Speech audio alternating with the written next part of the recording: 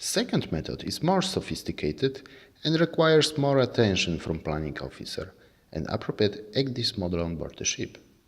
Considering example from above, ship's safe draft equals to 16 meters. Set safety contour on 10 meters. Input your vessel's safe draft in safety depth field. This is what we have as a result. As safety depth is a visual indication only, it won't trigger any anti-grounding alarms on most of the ECDIS models. And now, use your ECDIS user map.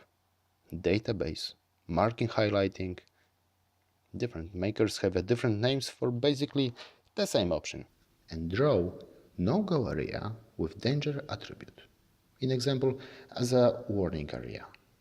Some ECDIS models are equipped with this handy function. As a result, we get a picture as follows.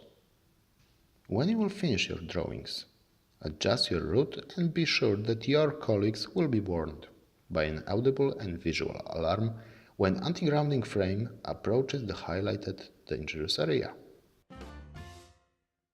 Decision either to use one method or another is a responsibility of managing company, as stated in ISM code. In the end, we came to the conclusion that setting safety contour can be done in different ways. Whichever method is used as a most important factor remains an officer on the watch, who should understand displayed picture and react in ample time if necessary. If you like this tutorial, please subscribe our channel and stay tuned for next topics. Have a great day. Bye bye.